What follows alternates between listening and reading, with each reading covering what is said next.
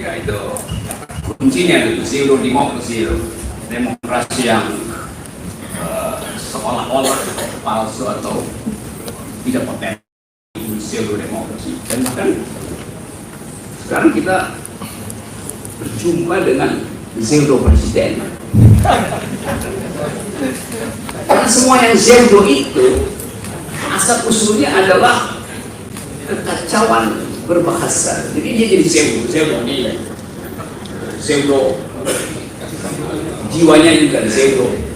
Jadi saya kira betul bahwa buku ini terbit waktunya, yaitu semacam evaluasi dari seorang politisi yang terlibat dengan beragam isu. Ini juga Pak Dison ini pseudo waktu ya.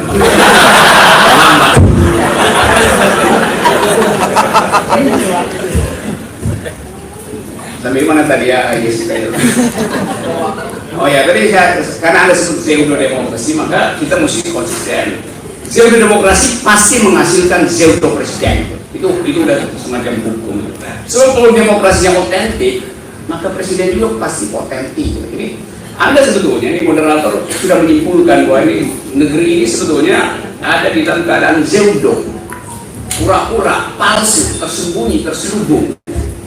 Hal yang paling kita tunggu hari ini misalnya adalah bagaimana debat soal burning issue hari ini adalah Papua, mana yang lebih penting Papua atau ibu kota? Papua dong. Oke. Tetapi yang dibahas terus-menerus di headline adalah soal ibu kota. Pers sudah mengalami pseudo issue karena itu isu yang nggak ada sebetulnya ibu kota itu kan. Ngayal. Saya dengar berita bahwa presiden memutuskan memindahkan ibu kota 2024. Saya putuskan 2000 pilih ibu kota. Oleh karena itu mulai sekarang silahkan lakukan kajian tentang ibu kota baru. Itu otaknya terbalik-balik. Harusnya ada kajian baru nggak selesai keputusan. Itu disebut pseudo presiden. Kan orang bikin kajian untuk mengamankan keputusan. Ini diputuskan dulu baru dibikin kajian. Jadi bukan mengamankan, tapi membenarkan keputusan itu. Dan pers nggak bongkar itu.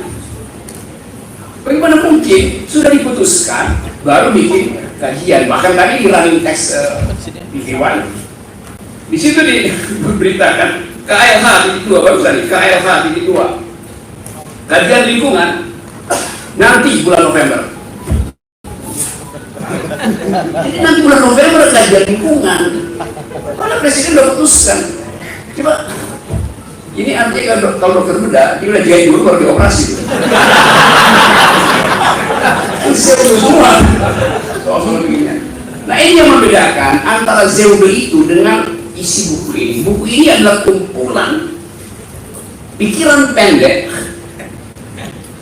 Status buku ini justru membongkar semua yang pseudo, yang bohong, yang pura-pura dan membenci. Dan betul-betul itu soal KPK ini 90% adalah soal KPK. Jadi saya kira ini gelora kata-kata ini betul judulnya nih, gelora kata-kata, gelanggang olahraga kata-kata itu begitu kan, mengolahragakan kata-kata.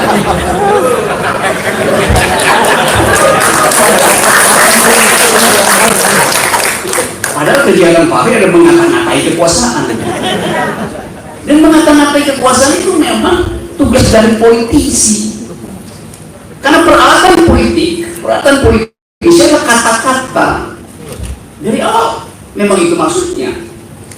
Jadi ya seringkali memang diksinya Fahri juga perhatikan yang disebutkan oleh Mahfud tadi bahwa kadang-kala bahasanya makin lama makin kalau Fahri bicara itu makin lama makin menggelora itu. Dalam bahasa musik mengalami crescendo, ya, makin lama makin keras tuh, crescending. Lawannya pianissimo, ya makin lama makin lembut. Tapi mungkin dia lagi berupaya untuk wake up call, karena itu mesti crescendo, mesti kuat, mesti keras mengucapkan sesuatu itu. Nah, kita nggak tahu nanti kalau setelah tanggal berapa, 30 September mungkin dia makin pianismo agak melembut. Tapi saya tahu bahwa kendati Fakri pergi dari politik, tapi dia akan tetap ada dalam politik, karena akan ada merah lain di Republik ini.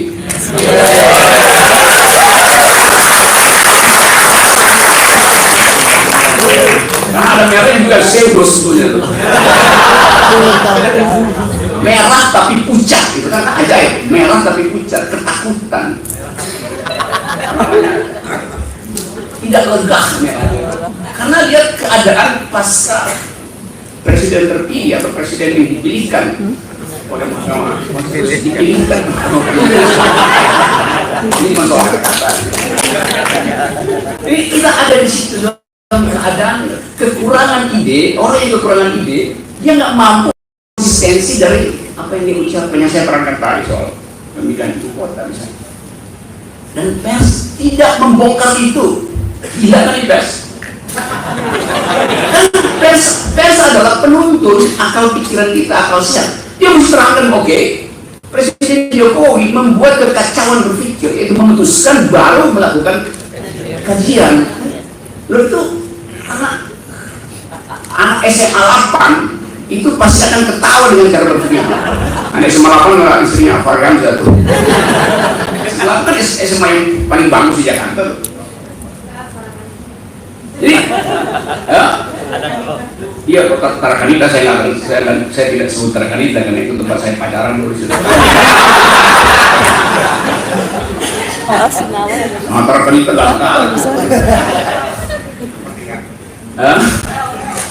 Wow, PS itu kacau punya. Jadi, saudara-saudara, kita ada di situ. Nah, buku ini, buku adalah fondasi bernegara. Mestinya kata-kata adalah fondasi bernegara. Seluruh founding fathers kita waktu itu belum ada human. Seluruh pendiri bangsa kita ada mereka yang berpikir melalui buku. Itu sejak paling lama buku ada di mana-mana tuh. Datang ke rumah seorang politisi itu pasti di meja tamunya ada buku. Kita ingin agar supaya kembalikan buku ke dalam kehidupan republik. Bukan kembalikan namanya komik. Kita ingin agar supaya buku itu menjadi kewajiban utama politisi, supaya dia paham tentang ide. Di dalam buku kita bisa pergi ke seluruh dunia hanya dengan membaca 2-3 kalimat buku misalnya. Itu yang tidak kita miliki hari ini. Jadi infrastruktur negara adalah buku, bukan beton gitu.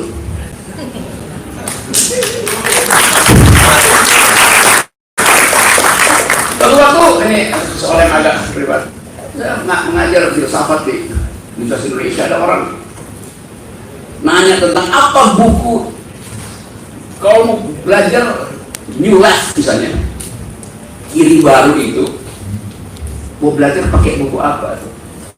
Tiba-tiba saya ingat bahwa Fakri menulis Antonio Gramsci. Bayangin, dia pasti bicara tentang Antonio Gramsci selain Partizan yang memang studi tentang itu. Fakri kan bukan orang yang secara khusus mempelajari satu ideologi dengan kegigihan untuk mengerti, karena dia ekonomi itu. Tapi kemudian itu seperti ini juga tuh. Jadi kelihatannya kita belajar dari Fakri kemampuan dia untuk mengintip satu tema yang unik, yang sebetulnya lagi jadi burning issue di dunia intelektual. Pada waktu itu semua orang bicara tentang teori hegemoni, dan orang yang mulai itu namanya Antonio Gramsci, yang adalah ketua Partai Komunis Italia yang kemudian dipenjara oleh Mussolini dan menulis buku Prisoner Notes Book, catatan harian seorang narapidana politik, yang kemudian menghasilkan pikiran yang sampai sekarang orang masih ingin mempelajari itu. Karena Antonio Gramsci melakukan revisi terhadap formal Marxisme, terhadap Marxisme yang resmi, yang menganggap bahwa Eropa tidak mungkin menumbuhkan revolusi karena orang Eropa itu berpikir jadi nggak mungkin ada revolusi sosial ala Marxisme ortodoks pada masyarakat yang idenya bisa ditampung di parlemen itu.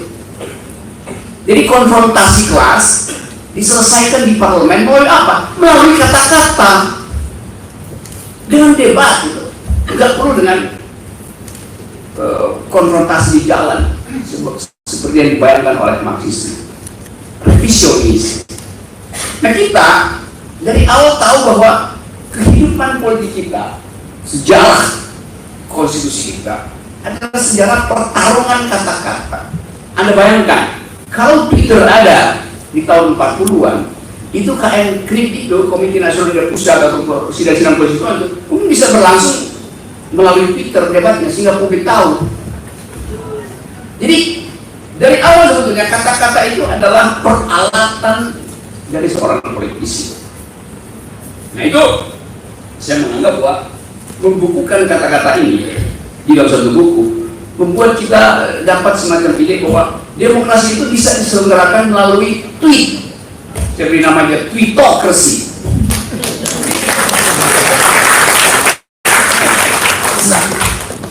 Asal internet tidak ditutup.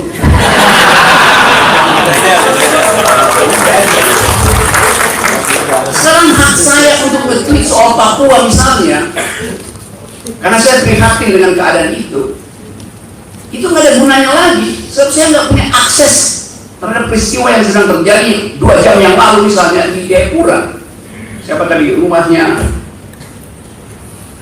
seorang pemimpin lokal yang juga pernah jadi aktivis hak asasi manusia dikepung. Tentu saja saya bisa baca versi luar negeri segala macam itu kan nggak bisa dijelasin dibocor aja kemana-mana. Tapi mengendalikan kata-kata itu kedemuan luar biasa bagi penguasa yang IQ-nya 200 sekolah. Karena ngapain mengendalikan kata-kata? Justru kita perlu kata-kata supaya ada komunikasi. Saya misalnya ingin berkomunikasi dengan teman-teman saya di Papua, nggak bisa lagi. Padahal itu dibutuhkan hari-hari ini supaya nggak jadi beku pencernaan politik kita, disalurkan. Nggak bisa bercakap-cakap dengan sesama warga negara di Papua, nggak bisa loh. Diblok dengan alasan segala macam dan segala macam. Jadi nggak ada ide pada pemerintah untuk menghasilkan diskursus demokrasi, apalagi tweetocracy yang sekarang dianggap bahaya tuh. Akunya Fahri Hamzah itu bahaya, akunya Fadlizon bahaya. Jadi itu keadaan kita. Lalu kita masuk dalam soal-soal yang menakutkan. Saya baca kemarin teman saya Asfinawati dilaporkan ke polisi karena ngeledek Ansel KPK. Jadi itu kemudian digede-gede lagi tuh. Memang pansel KPK memang nggak boleh diledek atau dibongkar dalam pikirannya tuh. Jadi ini soal-soalnya tuh. Soal KPK misalnya yang disebutkan dari oleh Jessica, memang saya tahu dari awal Fahri concern sama sekali sempurna concernnya soal KPK. Karena memang itu bayi kita bersama waktu reformasi. KPK dan KPU itu adalah 2 bayi kembar yang kita lahirkan untuk menghasilkan peradaban politik baru. Sekarang ribut, presiden tidak akan intervensi di dalam proses itu. Saya mau terangkan ya bahwa awal reformasi kita bentuk KPK sebagai peralatan presiden untuk membersihkan kejaksaan dan kepolisian. Jadi asbabun nusul dari KPK adalah alat presiden untuk membersihkan kejaksaan dan kepolisian. Jadi alat presiden, karena kita berpikir presiden akan jadi seorang yang cerdas, punya integritas, surplus etik pada waktu itu. Nah, itu kita percaya, oke. Jadi dari awal itu memang alat presiden untuk mengintervensi pelaksanaan penegakan hukum di bidang korupsi. Jadi kalau dibilang presiden netral, salah. Sejarah itu, sejarah KPK adalah sejarah yang tidak netral, karena presiden, kita memilih presiden untuk memberantas korupsi. Dia nggak punya peralatan, kita kasih peralatan namanya KPK. Sekarang bilang itu bukan peralatan saya. Jadi dia nggak paham origins, social origins, political origins dari KPK. Masa juga lagi nggak paham kan? Nggak, kita netral segala macam. Jadi mesti kasih sinyal bahwa yang ini tidak kompatibel dengan ide integritas. Si tokoh ini begini. Dan pers tidak membantu. Akhirnya pers juga buta huruf terhadap asal usul dari sejarah KPK. Yang saya sebut pers masuk dalam pseudo publicity. Soal-soal semacam itu. Jadi sekali lagi teman-teman, saya tidak terusan jadi ILC. Saya ingin agar supaya kita membiasakan untuk masuk di dalam dunia tukar tambah pikiran.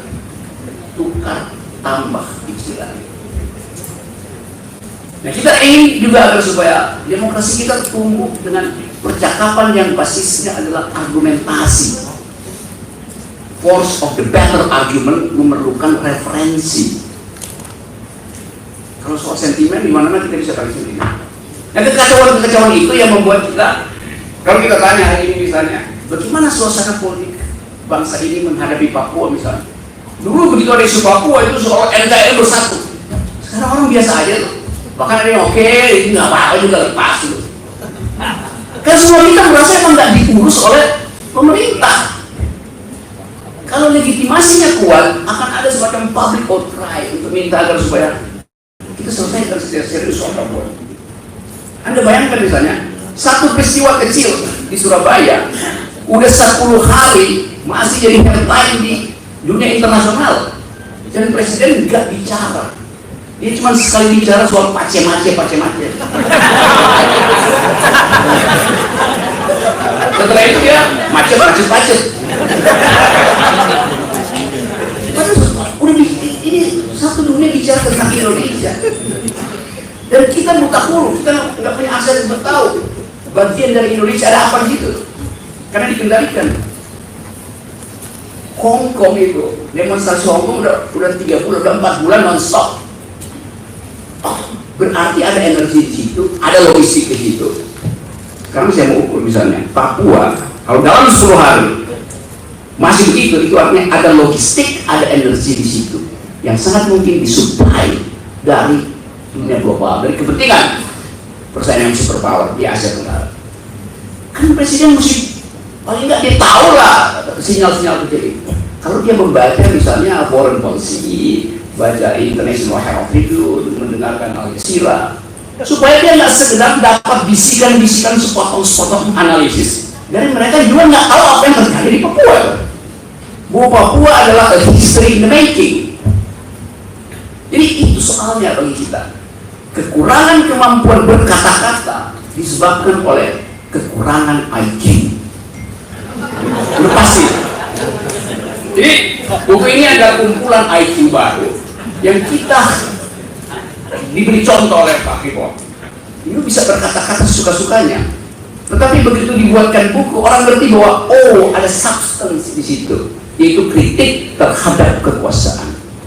Jadi sekali lagi saya menyambut buku ini sebagai, kalau tadi disebut sebagai legacy, kita anggap saja juga ini sumbangan cara baru dalam berpolitik yang saya mau sebut sebagai tweetocracy.